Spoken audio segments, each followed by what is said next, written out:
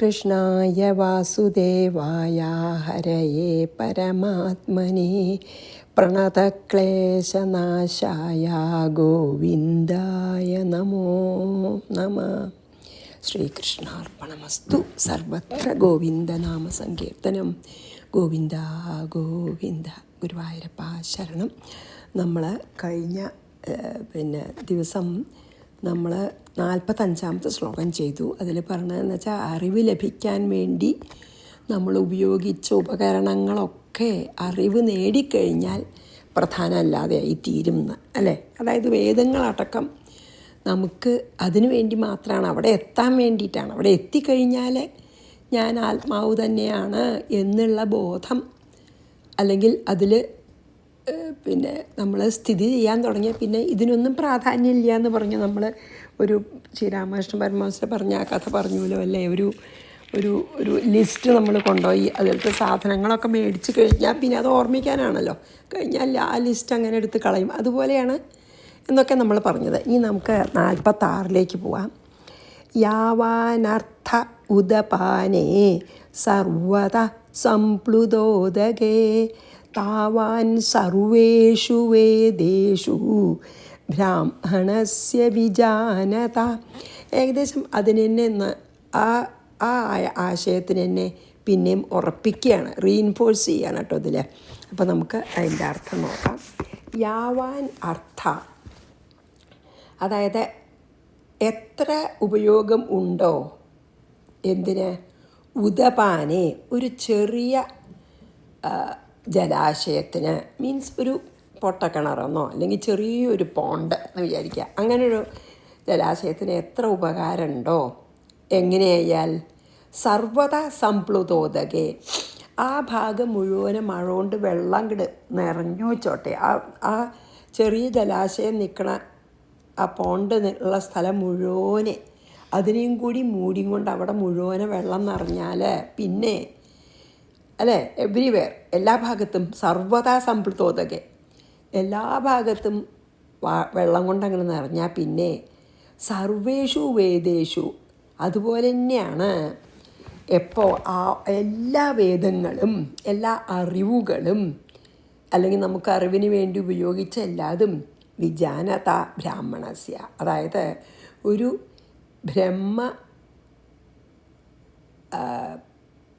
ബ്രഹ്മജ്ഞന് അല്ലെങ്കിൽ ബ്രഹ്മജ്ഞാനിക്ക് അതുപോലെ ഉള്ളൂ എന്ന് പറഞ്ഞാൽ എന്താ അതിന് അർത്ഥം വെച്ചാൽ, നമുക്ക് ഒരു ചെറിയൊരു ജലാശയമുണ്ട്, നല്ല വേനൽക്കാലമാണെന്ന് ചോദിച്ചാൽ ആ ചെറിയ ജലാശയം മാത്രമേ ഉള്ളൂ. അപ്പോൾ നമ്മൾ അതിനെ നല്ലോണം ആശ്രയിച്ചു. കുറച്ച് കഴിഞ്ഞപ്പോൾ നല്ല മഴക്കാലം വന്നപ്പോൾ ആ ജലാശയത്തിനെയും കൂടി മൂടിക്കൊണ്ട് അവിടെ മുഴുവനും വലിയൊരു ലെയ്ക്കായിച്ചോട്ടെ, പിന്നെ ഈ ജലാശയത്തിനൊരു പ്രാധാന്യമില്ല അല്ലേ. അതവിടെ ഉണ്ടായിരുന്നു, അത്രേ ഉള്ളൂ. ഇതിനിപ്പോൾ അതിനെ അവിടെ നിന്ന് പ്രത്യേകിച്ച് അതുപോലെ ഉള്ളൂ. നമുക്ക് ഈ ജ്ഞാനം പകരാൻ നമ്മൾ ഉപയോഗിച്ച എല്ലാ വഴികളും, ഇൻക്ലൂഡിങ് വേദപുസ്തകങ്ങളും ഉപനിഷത്തുക്കളൊക്കെ, അത് നമുക്ക് അറിഞ്ഞു കഴിഞ്ഞാൽ പിന്നെ അതിനൊന്നും ഒരു പ്രാധാന്യമില്ല എന്ന്. അതാണ് എൻലൈറ്റൻഡ് ആയിട്ടുള്ള ആൾക്കാട്ടോ. അത് കിട്ടിക്കഴിഞ്ഞാൽ, ആ ബ്രഹ്മജ്ഞാനം കിട്ടിക്കഴിഞ്ഞാൽ പിന്നെ അതൊന്നും പ്രസക്തി ഇല്ല എന്ന് പറയുകയാണ്. അത്രയേ ഉള്ളൂ എന്നാണ്. അതായത് ഈ നമുക്ക് ആവശ്യമുള്ളപ്പോൾ അത് ഉപയോഗിക്കുന്നുണ്ടായിരുന്നു, വളരെ ആവശ്യമായിരുന്നു അത് അവിടേക്ക് എത്തിച്ചേരാൻ. പക്ഷേ അത് ആ ആവശ്യം കഴിഞ്ഞാൽ പിന്നെ ഇതിപ്പോൾ കഴിഞ്ഞ ഇതിൽ പറഞ്ഞ അതേ ഉദാഹരണം തന്നെയാണ്. അതായത് വേറൊരർത്ഥം കൂടി ഉണ്ട് ഇതിന്. അതായത് നമുക്ക് ഈ കിട്ടുന്ന ചെറിയ ലൗകികമായിട്ടുള്ള സുഖങ്ങളൊക്കെ ആ ബ്രഹ്മാനന്ദമായിട്ട് നമ്മൾ കമ്പയർ ചെയ്യുമ്പോൾ ഇതൊന്നുമില്ല, ഇതിനൊരു പ്രസക്തി ഇല്ല എന്ന്. കാരണം എന്താ വെച്ചാൽ അത് വളരെ നൈമിഷികമാണല്ലോ. നമുക്ക് ഈ എന്താ പറയുക, ലൗകിക സുഖങ്ങളൊക്കെ കിട്ടും, കുറച്ച് നേരം അനുഭവിക്കും. ആ അനുഭവിക്കുമ്പോൾ തന്നെ അത് നഷ്ടപ്പെടുമോ എന്നുള്ള ഭയമുണ്ട്. അപ്പോൾ ഒരു പൂർണ്ണ ആയിട്ടുള്ളൊരു സന്തോഷം, ഒരു ആനന്ദം നമ്മൾ ശരിക്കും അനുഭവിക്കണമെന്നില്ല. ഞാൻ അനുഭവിക്കുന്നുണ്ടെന്ന് തോന്നിയാൽ പോലും അത് വേഗം വേറെ എന്തെങ്കിലും ഒരു കാരണം കൊണ്ട് അത് നഷ്ടപ്പെടും, അല്ലെങ്കിൽ ആ കാലം മാറും, ദുഃഖം വരും, സുഖം വരും, അങ്ങനെയല്ല. അതുകൊണ്ടാണ് ഇതിൽ പറയണേ. അതായത് നിത്യാനന്ദമാണ് ഇവിടെ ആ വലിയ വലിയ ജലാശയം, വലിയ ലേക്ക്, നിത്യാനന്ദം, അതായത് സച്ചിദാനന്ദം. അതായത് ഭഗവാനെ കിട്ടിക്കഴിഞ്ഞാലത്തെ ആനന്ദമാണ്, അല്ലെങ്കിൽ ബ്രഹ്മജ്ഞാനിയുടെ ആനന്ദമാണ് ആ വലിയ ലേക്ക്. ആ ചെറിയ ലേക്ക് എന്താണ്? അതിൻ്റെ ഉള്ളിൽ തന്നെ ഉള്ളത്. അതിൽ ഇപ്പം അതിൻ്റെ പാർട്ടായി തീർന്നു അല്ലേ? ആ ചെറിയ ആനന്ദം ശരിക്കും ഈ ബ്രഹ്മാനന്ദത്തിൻ്റെ വെറും ഒരു അണു പോലെ ഒരു പാർട്ടാണ്. ശരി തന്നെയാണ്, അതും ആനന്ദം തന്നെയാണല്ലോ. ആക്ച്വലി നമ്മൾ ആ ബ്രഹ്മാനന്ദത്തിനെ അന്വേഷിച്ചിട്ടാണ് നമ്മളെല്ലാവരും ഈ ലൗകികമായിട്ടുള്ള പ്ലഷേഴ്സിൻ്റെ പിന്നാലെ പോണതേ. നമുക്ക് ഉള്ളിലേക്ക് നോക്കാൻ നമ്മളെ മായ സമ്മതിക്കാതെ, നമ്മൾ ഉള്ളിലാണ് നമ്മുടെ ഈ ബ്രഹ്മാനന്ദം ഉള്ളതെന്ന് അറിയാതെ, എന്നെ തന്നെ തിരയാണ് വേണ്ടതെന്നുള്ള ബോധമില്ലാതെ എന്നാൽ നമുക്ക് ആ ആഗ്രഹമുണ്ട് ആ നിത്യാനന്ദം അനുഭവിക്കാൻ. അത് നമ്മൾ തന്നെ അറിയാതെ ആ നിത്യാനന്ദം പുറത്തുണ്ട് എന്ന് വിചാരിച്ച് നമ്മുടെ എല്ലാ ഇന്ദ്രിയങ്ങളെയും പുറത്തെ വിഷയങ്ങളിലേക്ക് വിട്ട് അത് അനുഭവിക്കുകയാണ്. അപ്പം ആ സുഖം ശരിക്കും പറയാച്ചാൽ ഈ ബ്രഹ്മാനന്ദ സുഖത്തിൻ്റെ ഒരു അണു മാത്രമാണ്.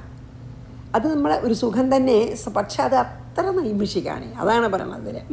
അത് പെർമനൻ്റ് അല്ല. അതായത് മറ്റേൽ ഈ സച്ചിദാനന്ദ എന്ന് പറയുന്ന അതിലൊരു ഷെയ്ഡ് ഓഫ് ദുഃഖം പോലും ഇല്ല.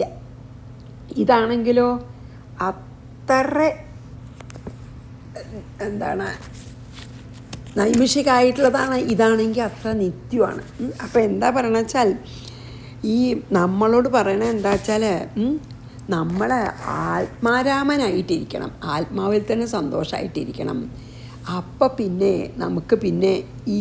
നമുക്ക് അവിടെ എത്തിച്ചേരാൻ തന്ന ഒരു കാര്യങ്ങൾ പോലും സുഖം തരാതെയാവും. മറ്റേ നമുക്ക് ചിലപ്പോൾ തോന്നുമല്ലോ, നമുക്കിപ്പോൾ ആധ്യാത്മിക യാത്രകളിൽ നമുക്ക് എന്ത് സുഖമാണ്, ആ സ്തുതി ചെല്ലുമ്പോൾ നമുക്ക് നല്ലൊരു സുഖം ഉണ്ടാകും തോന്നുമല്ലോ.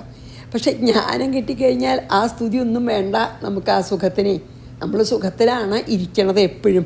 അതാണ് പറയണത്. അതായത് നമുക്ക് ശരിക്കും പറയാച്ചാൽ വളരെ ഇമ്പോർട്ടൻ്റായിട്ടൊരു ഹിൻറ്റ് നമുക്ക് ജീവിതത്തിൽ തരുന്നുണ്ട്. എന്താ വെച്ചാൽ നമ്മളെ ബാക്കി എല്ലാ സുഖങ്ങളും അനുഭവിക്കുമ്പോഴും ഇത് ശാശ്വതമല്ല എന്ന് നല്ലോണം നമ്മളെ മനസ്സിലാക്കിയിട്ട്, ഇത് വെറും ഒരു അസുഖം ഉണ്ടാകുമ്പോൾ മരുന്ന് കഴിക്കും, അസുഖം മാറിക്കഴിഞ്ഞാൽ നമ്മൾ ബാക്കി വന്ന മരുന്ന് ഇനി മതി, ഡോക്ടർ കഴിച്ചാൽ മതി പറഞ്ഞാൽ നമ്മൾ കളയും ചെയ്യുമല്ലോ.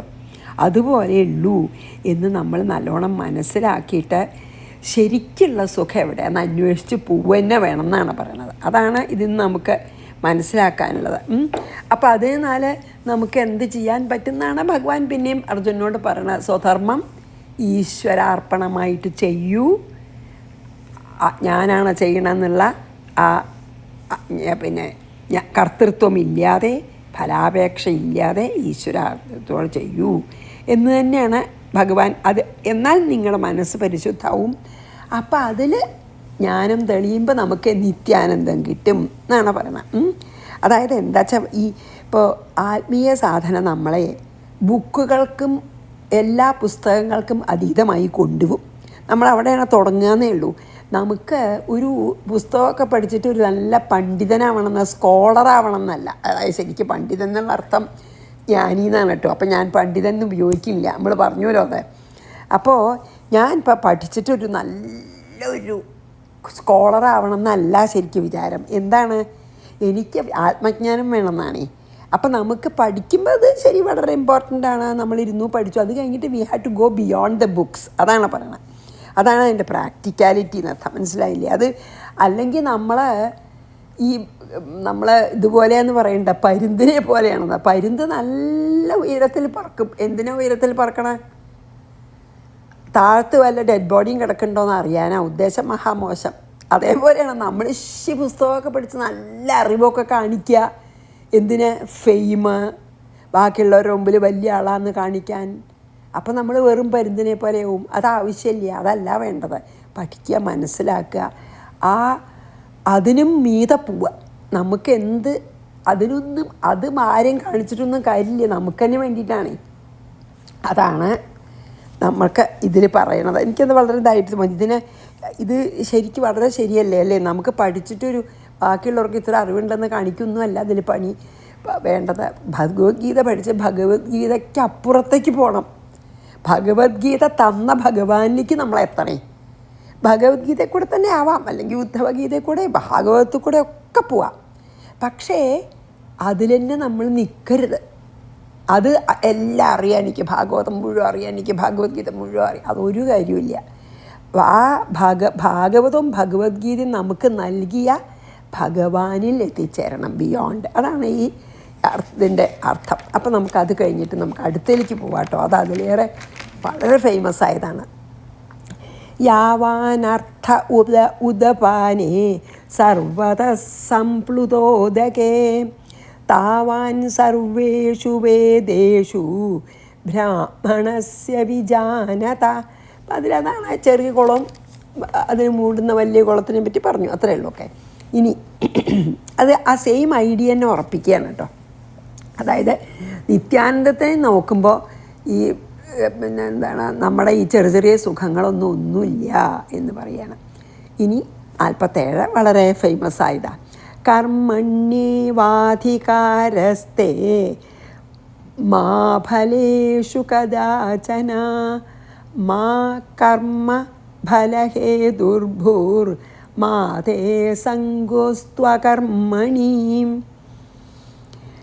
ഇതിൽ നമുക്ക് ആദ്യം ആ വാക്കുകളുടെ അർത്ഥം നോക്കാം. തേ മീൻസ് ഫോർ യു, അങ്ങക്ക് അർജുനോട്. കർമ്മണി ഏവ അധികാരം, നിനക്ക് കർമ്മം ചെയ്യാൻ മാത്രമേ നിനക്ക് അധികാരമുള്ളൂ, എലിജിബിലിറ്റി ഉള്ളൂ, അർഹതയുള്ളൂ. കദാചന ഒരിക്കലും, ഫലേഷു മാം നിനക്ക് ഈ ഇന്ന തരത്തിലുള്ള അതിനുള്ള ഫലം അല്ലെങ്കിൽ റിസൾട്ട് ഇന്നതാവും എന്ന് പ്രതീക്ഷിക്കണതിനോ ഉറപ്പിക്കണതിനോ ഒരർത്ഥമില്ല, അതിന് നിനക്ക് അധികാരമില്ല എന്ന്. നെവർ എന്ന് പറഞ്ഞു അല്ലേ. എന്തത്? കദാചന, നെവർ അതിനുള്ള അധികാരം. എന്താ? ഇന്ന തരത്തിലാവും ഫലം, ഇന്ന തരത്തിലാവുമെന്ന് പ്രതീക്ഷിക്കുക, എക്സ്പെക്റ്റ് ചെയ്യുക, ചില പ്രത്യേക റിസൾട്ട്സ് വേണമെന്ന് വിചാരിക്കുക, അതിനൊന്നും എനിക്ക് അധികാരമില്ല. കർമ്മഫല ഹേതു മാ ഭൂഹു, അതായത് നീയ് കർമ്മഫലത്തിൻ്റെ കാരണമല്ല. അകർമ്മണ്യ, അത് വിചാരിച്ചിട്ട് അകർമ്മണീത്തെ സംഗഹ മാ അസ്തു, അത് വിചാരിച്ചിട്ട് ഒന്നും ചെയ്യാണ്ടിരിക്കുവരുത്. മടിയിലേക്ക്, ലേസിനെസ്സിലേക്ക് വഴുതി പോവും പാടില്ല, അത് വിചാരിച്ചിട്ട്. അതും പറയുന്നുണ്ട്. അപ്പോൾ ഇതിലെന്താ ഒരു കാര്യം നമ്മൾ വളരെ ആദ്യം തന്നെ ഇന്നും ഈ ശ്ലോകത്തിലേക്ക് കടക്കുന്നതിന് മുമ്പ് എന്താ കാര്യം മനസ്സിലാക്കേണ്ട വെച്ചാൽ, ഒരിക്കലും എനിക്കത് വളരെ ശരിയായെന്ന് തോന്നി. എനിക്ക് വെച്ചാൽ ഭഗവാൻ പറയണത് നല്ലൊരു, നമുക്കത് പ്രാക്ടിക്കലായിട്ട് വളരെ ഉപകാരമാണെന്ന് തോന്നി. എന്താ വെച്ചാൽ നമ്മുടെ മോട്ടിവേഷൻ, അതായത് എന്തെങ്കിലും നമുക്ക് ചെയ്യാനുള്ള ഒരു പ്രചോദനം ഉണ്ടല്ലോ, മോട്ടിവേഷൻ, അതൊരിക്കലും ഇത് ചെയ്താൽ എനിക്കിതൊക്കെ കിട്ടും, അതായത് കൃത്യമായിട്ട് എനിക്കിത് ചെയ്താൽ എനിക്കിങ്ങനെ സംഭവിക്കും, അപ്പം എനിക്കത് നല്ല സൗകര്യവും എൻ്റെ ഹോൾ ലൈഫിന് നന്നാവും, അപ്പം ഞാനത് എൻജോയ് ചെയ്യും. അങ്ങനെ നമ്മളെപ്പോഴും റിസൾട്ട് എനിക്ക് അനുകൂലമായിട്ട് വന്നതിനെ ആലോചിച്ച, അല്ലെങ്കിൽ ഞാൻ വിചാരിക്കുന്ന റിസൾട്ട് എനിക്ക് അനുകൂലമായിട്ട് സംഭവിക്കുന്ന ഉറപ്പിച്ച് കർമ്മം ചെയ്യണത് വളരെ അരുതാത്താണെന്നാണ് പറയുന്നത്. അതായത് നമ്മുടെ റിസൾട്ട് ഭയങ്കര നന്നാവും, എന്നിട്ട് എനിക്ക് അതുകൊണ്ട് നല്ലത് വരും, ഞാൻ വിചാരിച്ച പോലെ തന്നെ സംഭവിക്കും എന്നുള്ളതാവരുത്. എന്താ? നമ്മുടെ മോട്ടിവേഷൻ ടു ഡു എനി കർമ്മം, നമുക്ക് എനി കർമ്മം ചെയ്യാനുള്ള മോട്ടിവേഷൻ ആ ഫലത്തിനെ പറ്റി ചിന്തിച്ച് അത് ഞാൻ എൻജോയ് ചെയ്യും എന്ന് വിചാരിച്ചിട്ടാവരുതെന്നാണ് ആദ്യത്തെ കാര്യം. അപ്പോൾ ഈ ശ്ലോകം നമുക്ക് കുറച്ചും കൂടി അർത്ഥവത്താവണമെങ്കിൽ it becomes more meaningful and clear. എപ്പോഴറിയോ? നമ്മൾ ചോദിക്കുക നമ്മളോടന്നെ, നമ്മളുടെ ഈ കർമ്മത്തിൻ്റെ നേച്ചർ എന്താണ്, സ്വഭാവം എന്താണ്, ആർക്കാണ് ഈ കർമ്മം ചെയ്യാൻ എനിക്കിപ്പോൾ അർഹത ഉണ്ടെങ്കിൽ ഞാൻ ചെയ്യും, അല്ല അത് ശരി. ആർക്കാണ് ആ കർമ്മത്തിന് റിസൾട്ട് അനുഭവിക്കാനുള്ള പൂർണ്ണ അവകാശം ആർക്കുള്ളത് ആലോചിച്ച് നോക്കിയാൽ എന്താ വെച്ചാൽ നമ്മൾ ആലോചിച്ച് നോക്കിയാൽ ശരിയാ തോന്നിട്ട് എന്താ അറിയോ, നമ്മൾ ഒറ്റയ്ക്കല്ല ഈ ലോകത്തിലേ. നമ്മൾ ചെയ്യണ കാര്യങ്ങൾക്കൊന്നും നമ്മളല്ല മുഴുവൻ ചെയ്യണ പല കാര്യങ്ങളും ബാക്കിയുള്ളവർ ചെയ്തതെന്ന് നമുക്ക് കിട്ടിയ ഉപകാരങ്ങളാണ്. അത് ഉപയോഗിച്ചിട്ടാണ് നമ്മൾ ചെയ്യണം അല്ലേ. ഇപ്പം ഞാൻ ഈ ഫോണ് വെച്ച് റെക്കോർഡ് ചെയ്യുന്നുണ്ടെങ്കിൽ ഇതിൽ ആ വർത്തമാനം പറയണം, ഞാൻ വായിച്ചിട്ട് എനിക്ക് മനസ്സിലായ വിധത്തെ പറയുക എന്നുള്ള ഒരു ചെറിയ കാര്യം മാത്രമേ ഞാൻ ചെയ്യുന്നുള്ളൂ ഇവിടെ. ബാക്കി ഫോണ് ഞാൻ കണ്ടുപിടിച്ചത് ഞാനല്ല, ഫോൺ എങ്ങനെ ഉപയോഗിക്കാം എന്ന് ഞാൻ തന്നെ പഠിച്ചതല്ല.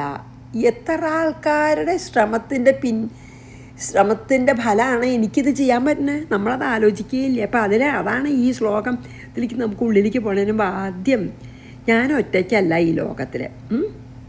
അതുകൊണ്ട് ഞാൻ ഈ ചെയ്യണ കർമ്മം ഞാൻ ഒറ്റ ആളും മാത്രം വിചാരിച്ചാൽ അങ്ങനെ തോന്നുന്നുണ്ടെങ്കിൽ ഒട്ടുമല്ല. അതുകൊണ്ട് ആ കർമ്മത്തിൻ്റെ ഫലത്തിന് ഞാൻ മാത്രമാണോ അർഹൻ? ഞാൻ മാത്രം ചെയ്ത എൻ്റെ മാത്രം കേമത്വം കൊണ്ട് ചെയ്തൊരു പണിയല്ല അത്. ഈ ലോകം മുഴുവൻ എൻ്റെ കൂടെ ഉണ്ട് അത് ചെയ്യാൻ. അപ്പോൾ പിന്നെ ഈ ലോകം മുഴുവൻ ആ റിസൾട്ട് അനുഭവിക്കാനും എലിജിബിളാണ്, അർഹത ഉണ്ട് അല്ലേ. We are only part of this world. നമ്മൾ ഈ ലോകത്തിൻ്റെ ഒരു ചെറിയ ഭാഗമാണ്. അപ്പം നമ്മൾ ചെയ്യണത് നമുക്ക് മാത്രം അതിൻ്റെ ഫലം അനുഭവിക്കാമെന്ന് നമ്മൾ വിചാരിക്കണത് തന്നെ എത്ര തെറ്റാണല്ലേ. ആ അപ്പം അതാണ് വളരെ നമ്മൾ ഈ ശ്ലോകത്തിൽ എനിക്ക് വളരെ ഇഷ്ടമായത്. നമ്മൾ ആ എന്നുള്ള വിചാരം പറ്റുന്നത്ര മാറ്റിയിട്ട് നമ്മൾ എന്നാക്കണം. അതായത് ലോകം കൂടി കൂട്ടണം. നമുക്ക് ഈ അഹങ്കാരം ഉണ്ട്, അതാണ് നമ്മൾ വളരെ ലിമിറ്റഡ് ആവുകയാണ് അഹങ്കാരത്തിൽ. ഞാൻ ചെയ്തു, എനിക്ക് ഫലം വേണം, ആ ലിമിറ്റേഷൻ മാറ്റണം, അതായത് ഈഗോ. അപ്പോൾ ശരിക്കും പറയാച്ചാൽ എന്നിട്ട് നമുക്ക് കുറച്ചുകൂടി പറയാട്ടത്, ഈ ശ്ലോകം നമുക്ക് ആ ചെറിയ ഞാനിൽ നിന്ന് ആ ലിമിറ്റഡ് ആയിട്ടുള്ള ഈ ഉപാധികളോട് കൂടിയിട്ടുള്ള, ഉപാധി പറഞ്ഞാൽ ലിമിറ്റേഷൻസോട് കൂടിയിട്ടുള്ള എന്നെ ഒരു ലിമിറ്റുള്ള ഇൻഫിനിറ്റായിട്ടുള്ള ഞാനായിട്ട് മാറ്റണം. എൻ്റെ ഒരു യാത്രയാണത്. എൻ്റെ ഈ ലിമിറ്റഡ് ഞാനിൽ നിന്ന് ഇൻഫിനിറ്റായിട്ടുള്ള ഞാനിലേക്കുള്ള ഒരു യാത്രയ്ക്ക് സത്യം പറഞ്ഞാൽ ഈ ഒരു ശ്ലോകം നമ്മുടെ ചെറിയ ഞാനിൽ നിന്ന് ആ വലിയ ഞാനിലേക്കുള്ള യാത്രയ്ക്കുള്ള ഒരു ഒരു കവാടാണ് തുറക്കണത്. A door is opened. എന്തിന്?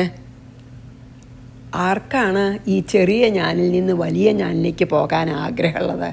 അവർക്കുള്ള ഒരു വാതിൽ തുറന്ന നല്ല ഒരു ശ്ലോകമാണത് കേട്ടോ. ഇനി നമുക്ക് എന്താ അറിയോ, ഈ ഒരു ശ്ലോകത്തിൽ സത്യം പറഞ്ഞു വെച്ചാൽ യോഗബുദ്ധി ആണ് അതിൽ പറയണത്. എന്താ യോഗബുദ്ധി വെച്ചാൽ ഇപ്പം ഈ ഭഗവാൻ പറഞ്ഞത് തന്നെ, കർമ്മത്തിന് നമ്മൾ റിസൾട്ട്സിനെ നമ്മൾ ഒട്ടും ഡിപ്പെൻഡ് ചെയ്യരുത്. അതാണ് യോഗബുദ്ധി.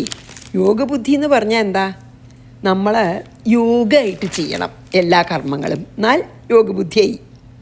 അതിനെയാണ് യോഗബുദ്ധി പറയണത്.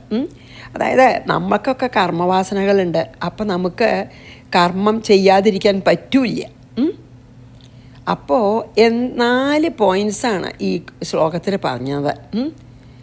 ആ 4 പോയിൻറ്റ്സ് നമുക്ക് നോക്കാം കേട്ടോ എന്തായാലും. അപ്പോൾ ഇവിടെ അധികാരിച്ച എന്താ വെച്ചാൽ ആർക്കാണ് ചെയ്യാൻ ഉള്ള അർഹത ഉള്ളതാണെന്നാണ് കേട്ടോ പറയണത്. ഇപ്പോൾ ഒരാൾ കർമ്മമാർഗത്തിലേക്ക് പോവാനാണ് എലിജിബിളാണെന്ന് പറഞ്ഞാൽ ശരിയാണ്, കർമ്മം ചെയ്യാതെ നമുക്ക് പറ്റില്ല. പക്ഷേ നമുക്ക് ചെയ്യാനില്ല എന്ന് പറഞ്ഞിരിക്കാൻ പറ്റില്ല. പക്ഷേ അതിൻ്റെ ഫലം നമ്മൾ ഈ ചെയ്യണതിൻ്റെ ക്വാളിറ്റി നോക്കിയിട്ടോ എത്ര സമയം ചെയ്യുന്നുണ്ടെന്ന് വിചാരിച്ചിട്ടോ ഒന്നും മാത്രമല്ല, അത് മാത്രമല്ല അനവധി കാര്യങ്ങൾ ആ റിസൾട്ട്സിനെ അഫക്റ്റ് ചെയ്യും ഇല്ലേ. ഇപ്പം നമുക്കൊരു കാര്യം ഞാൻ പറയാം. നോക്കൂ, നമ്മൾ നല്ലോണം ഒരു കുട്ടി പഠിച്ചു, ഇടുക്കത്തിയായിട്ട് ചെയ്തു. ആ കുട്ടിയെപ്പോലെ തന്നെ വേറെ പഠിക്കുന്ന 4-5 കുട്ടികളുണ്ടെന്ന് വിചാരിച്ചോളൂ. അപ്പോൾ ഒരു ദിക്കിൽ എന്തെങ്കിലും ഒരു പൊസിഷൻ ഉണ്ട്, നമ്മൾ ജോലിക്കോ അല്ലെങ്കിൽ കോളേജ് എന്തായാലും 2 സീറ്റേ ഉള്ളൂ വിചാരിച്ചോളൂ. 6 കുട്ടികളും ഒരുപോലെ ചെയ്തു വിചാരിച്ചോളൂ. 6 ആൾക്കും കൂടി കിട്ടാൻ പറ്റില്ലല്ലോ. അപ്പം അതിൽ അവർ വേറെ റെസ്ട്രിക്ഷൻ എന്തെങ്കിലും പറയുമ്പോൾ ഒന്നെങ്കിൽ പൈസ കുറവായിട്ടുള്ള കുട്ടിക്ക് കൊടുക്കാമെന്ന് വിചാരിക്കും, അല്ലെങ്കിൽ ഓപ്പർച്യൂണിറ്റീസ് കുറവായിട്ടുള്ള ഒരാൾക്ക് ഇവരെല്ലാവരും ഒരുപോലെയാണല്ലോ എന്ന് വിചാരിക്കും, അല്ലെങ്കിൽ വേറെ എന്തെങ്കിലും കാരണം കൊണ്ട് വേറൊരാൾക്ക് കൊടുക്കാമെന്നൊക്കെ വിചാരിക്കും. അപ്പോൾ ഈ 6 കുട്ടികൾ അവനവൻ്റെ എഫർട്ട് നല്ലോണം ഇട്ട് കർമ്മം ചെയ്തു. പക്ഷെ റിസൾട്ട് ഇതിനെ മാത്രം ഡിപ്പെൻഡ് ചെയ്തിട്ടല്ല. അങ്ങനെയാണ് ഓരോ കാര്യത്തിനും. മാത്രമല്ല ഒരു കാര്യം കൂടി ഇവിടെ നമുക്ക് ഓർമ്മിക്കണം. ഇപ്പം നമ്മളൊരു കാര്യം ചെയ്തു, നമ്മളൊരു കാര്യം ആഗ്രഹിച്ച് ചെയ്യരുതെന്ന് പറഞ്ഞല്ലോ അപ്പം ആദ്യം. ഇനി അങ്ങനെയല്ല, നമ്മൾ വിചാരിച്ച പോലെയൊക്കെ കാര്യങ്ങൾ വന്നു എന്ന് ഇരിച്ചോളൂ. അപ്പോൾ എന്നാലും അത് in the long run eternally നമുക്ക് എന്നൊക്കെ നല്ലതാണെന്നൊന്നും ഇല്ലേനും. ചിലപ്പോൾ ഒരു കാര്യം നമ്മൾ ചെയ്തിട്ട് അത് കിട്ടാഞ്ഞാലായിരിക്കും നമുക്ക് ഭാവിക്ക് നന്നാവുക. ചിലപ്പോൾ കിട്ടിയാലാവും നന്നാവുക, ചിലപ്പോൾ കിട്ടാഞ്ഞാലാവും. അപ്പം നമുക്ക് ശരിക്കും പറയത്തെ റിസൾട്ട്സ് എന്താ വേണ്ടെന്ന് നിശ്ചയിക്കാനോ നിശ്ചയിക്കാച്ചാൽ അതിനെപ്പറ്റി ആഗ്രഹിക്കാനോ ഒന്നും ശരിക്കും അവകാശമില്ല, അർത്ഥമില്ല. കാരണം അതൊക്കെ നമ്മുടെ ബിയോണ്ട് അവർ കൺട്രോളാണ്. അതുകൊണ്ടാണ് അങ്ങനെ പറയുന്നത് ഭഗവാൻ. അപ്പം ഭഗവാനെ വിശ്വാസമുള്ള ഒരാൾ, ഭക്തിയുള്ള ഒരാൾ കർമ്മം അവനവൻ്റെ കഴിവനുസരിച്ച് ഏറ്റവും നന്നായി ചെയ്യാൻ. ഭഗവാൻ എനിക്ക് തന്നൊരവസരമാണ്, ഞാനല്ല ചെയ്യണ, ഭഗവാൻ എന്നെക്കൊണ്ട് ചെയ്യിക്കുന്നു എന്ന് വിചാരിച്ച് ചെയ്യുക. എന്നിട്ട് പിന്നെ എന്ത് ഫലം വന്നാലും അതെനിക്ക് നന്മയ്ക്കാണ്. കാരണം ഞാൻ ഭഗവാനിൽ വിശ്വസിച്ച് ഭഗവതർപ്പണമായി ചെയ്തൊരു കാര്യം ഒരിക്കലും ചീത്തയാവാൻ വഴിയില്ല. അത് എനിക്ക് ശ്രേയസ്കരമായി തന്നെ തീരും. ഇപ്പം തൽക്കാലം എനിക്കതിൻ്റെ ഫലം നെഗറ്റീവായിട്ട് തോന്നുന്നുണ്ടെങ്കിൽ പോലും എനിക്ക് ഭാവിയിലേക്ക് അത് ശ്രേയസ്കരാണെന്നുള്ള വിശ്വാസം, ഫെയ്ത്ത്, അതാണ് അത് യോഗബുദ്ധിയാണ് അല്ലേ? അതാണ് ശരിക്കും ഏകാഗ്രബുദ്ധി, യോഗബുദ്ധിയൊക്കെ അതാണ്. I am only an instrument. എന്നോട് ദൈവം എന്നെക്കൊണ്ട് ചെയ്യിക്കുന്നു, ഞാൻ ചെയ്യണു. സോ എനിക്ക് അതിൽ ഞാൻ ചെയ്യാന്നുള്ള അഭിമാനം പോലും എനിക്കില്ല. കാരണം ഭഗവാൻ അതിൻ്റെ അവസരം തന്നു, എനിക്ക് ഇങ്ങനൊരു ഓപ്പർച്യൂണിറ്റി ഉണ്ടായി, ഞാൻ ചെയ്യണു. അപ്പോൾ അതിൻ്റെ ഫലവും ഭഗവാൻ തന്നെ ഏതാണ് എനിക്ക് ഏറ്റവും ശ്രേയസ്കരം അത് തരും. അതാണ് ഏറ്റവും നല്ല ഒരു ആറ്റിറ്റ്യൂഡ്. നമുക്ക് വളരെ നല്ല വളരെയധികം നമുക്ക് ജീവിതത്തിൽ പകർത്താൻ വളരെ ഉപയോഗപ്രദമായിട്ടുള്ള ഒരു ശ്ലോകമാണത്. അപ്പോൾ പറഞ്ഞില്ലേ 4 കാര്യമാണ് യോഗബുദ്ധിക്ക് പറഞ്ഞില്ലേ. ഒന്ന് എന്താ വെച്ചാൽ നമുക്ക് കർമ്മം ചെയ്യാതെ പറ്റില്ല. അപ്പോൾ കർമ്മം ചെയ്യുക എങ്ങനെ? ആദ്യത്തെ കാര്യം, നമ്മൾ വേണ്ട പോലെ നമുക്ക് കിട്ടിയ സർക്കംസ്റ്റൻസസിൽ കിട്ടിയ സൗകര്യങ്ങൾ വെച്ചിട്ട് നമ്മുടെ പരമാവധി നന്നായി ചെയ്യുക. ഒന്ന് യോഗബുദ്ധിയുടെ ഒന്ന്. രണ്ടാമത്തെ എന്താ യോഗബുദ്ധി അറിയോ? ഫലത്തിനെ പറ്റി ഒട്ടും തന്നെ പ്രതീക്ഷ ഒന്നും വിചാരിക്കണം. ഫലത്തിനെ പറ്റി വിചാരിക്കേണ്ട. അതെനിക്ക് യാതൊരു കൺട്രോളും ഇല്ല. എനിക്കതിനെപ്പറ്റി അതിനെ കൺട്രോൾ ചെയ്യാൻ അധികാരവും ഇല്ല, എനിക്ക് കൺട്രോളും ഇല്ല. അത് ഭഗവാൻ വിട്ടുകൊടുക്കുക. അത് രണ്ടാമത്തെ. പിന്നെയോ ഞാനാണ് ചെയ്യണ എന്നുള്ള കർത്തൃത്വഭാവം ഇല്ലാതെ നോക്കുക. പിന്നെയോ നാലാമത്തെ എന്താണ്? ഇത് എനിക്ക് എന്ത് ഫലമാണ് വരിക എന്നൊന്നും അറിയില്ല, ഇതിൻ്റെ റിസൾട്ടൊക്കെ എന്താവുമെന്ന് അറിയില്ല, എന്നാൽ ഞാൻ ഇതിന് പുറപ്പെടുന്നില്ല, ഞാൻ മിണ്ടാണ്ടിരിക്കുക. അതും പാടില്ല. Laziness, slip into laziness, അതായത് മടിയുടെ മടിത്തട്ടിലേക്ക് വീഴരുത് എന്ന് പറയുമല്ലോ. മടിയുടെ മടിത്തട്ടിലേക്ക് വീഴാണ്ട് നോക്കണം. അപ്പം 4 കാര്യത്തിനാണ് നമ്മളിവിടെ യോഗബുദ്ധി എന്ന് പറയുന്നത് കേട്ടോ. ഒന്ന്, നമുക്ക് കർമ്മം ചെയ്യാതെ പറ്റില്ല. അപ്പം കർമ്മം നമ്മൾ അറ്റ് ബെസ്റ്റ് ചെയ്യുക, ഫലാപേക്ഷ കൂടാതെ ചെയ്യുക, ഞാനാണ് ചെയ്യണമെന്നുള്ള അഹങ്കാരമില്ലാതെ ചെയ്യുക. പിന്നെ ഫലം എനിക്കറിയാത്തതുകൊണ്ട് ഞാൻ ചെയ്യണില്ല എന്ന് പറഞ്ഞ് കർമ്മം ഉപേക്ഷിച്ച് മിണ്ടാതിരിക്കുക, അതും പാടില്ല. അപ്പം എന്താണ് അർജുനൻ ഇപ്പം ഞാൻ ചെയ്യണില്ലേ പറഞ്ഞ് മിണ്ടാണ്ട് അത് വെച്ചിരുന്നുല്ലോ അല്ലേ തേരുമ്പിലേ, അത് പാടില്ല എന്ന് പറയണം ഭഗവാൻ്റെ. അപ്പോൾ നമ്മളെ കർമ്മത്തിനും ഫലത്തിനും ഒക്കെ പല പല ഫോഴ്സസാണ് നിയന്ത്രിക്കണതേ. അപ്പോൾ നമുക്ക് ഗാന്ധിജി പറയുന്നതൊക്കെ കേട്ടില്ലേ, വർക്ക് ഈസ് വർഷിപ്പ് എന്ന്.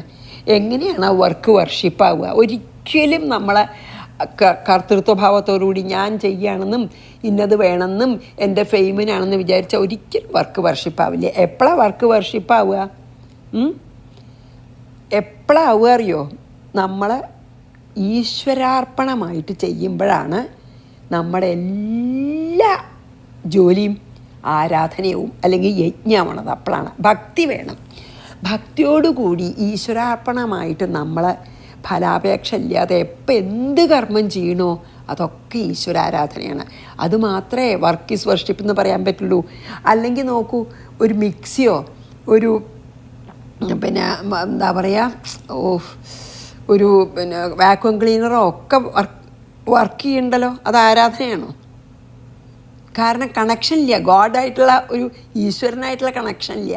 നമ്മൾക്ക് എന്താ വ്യത്യാസം വെച്ചാൽ നമ്മൾ ശരിയാണ് ഭഗവാന്റെ കയ്യിലത്തെ ഒരു ഇൻസ്ട്രുമെൻ്റ് തന്നെയാണ്, ഇതുപോലെ ഒരു ഇൻസ്ട്രുമെൻ്റാണ്. പക്ഷേ നമുക്ക് ഭഗവാനോടുള്ള നമ്മൾക്ക് മനസ്സുണ്ടല്ലോ, അതിനൊന്നും മനസ്സില്ലല്ലോ. അപ്പോൾ നമ്മൾ ഭഗവാനെ ആരാധനയായിട്ടാണ് ചെയ്യണത്. അതുകൊണ്ടാണ് മെഷീൻ്റെ വർക്ക് കർമ്മയോഗമാണെന്ന് പറയാൻ പറ്റില്ല, വേണമെങ്കിൽ പറയാം എന്നാലും. പക്ഷേ നമ്മുടെ വർക്ക് ആരാധനയാവണത് അതാണ്. അപ്പം എന്താണ് രമണ മഹർഷിയും പറഞ്ഞിട്ടുണ്ട് കേട്ടോ, ഒരു അതിൽ നിങ്ങൾ കേട്ടിട്ടുണ്ടാവും, ഈശ്വരാർപ്പിതം നേച്ഛയാകൃതം ചിത്തശോധകം മുക്തിസാധകം കായവാങ്മന കാര്യമുത്തമം പൂജനം ജപ ചിന്തനം ക്രമാത്. അപ്പോഴാണ് വർക്ക് വർഷിപ്പ് ആവണം. എന്താ പറയുക, ഈശ്വരാർപ്പിതമായിട്ട് ചെയ്യുക, നേച്ഛയ ഇച്ഛയില്ലാതെ. അങ്ങനെയാകുമ്പോൾ ചിത്തശോധകം വെച്ചാൽ അങ്ങനെ നമ്മൾ കർമ്മയോഗമായിട്ട് കർമ്മം ചെയ്താൽ നമ്മുടെ ബുദ്ധി അല്ലെങ്കിൽ മനസ്സ് പ്യുവറാവും. ചിത്തത്തിനെ ശോധനം ചെയ്യുന്നവനെ ചിത്തത്തിനെ പ്യുവറാക്കും. മുക്തി സാധകം, അപ്പം അത് മുക്തിക്ക് കാരണമാവും.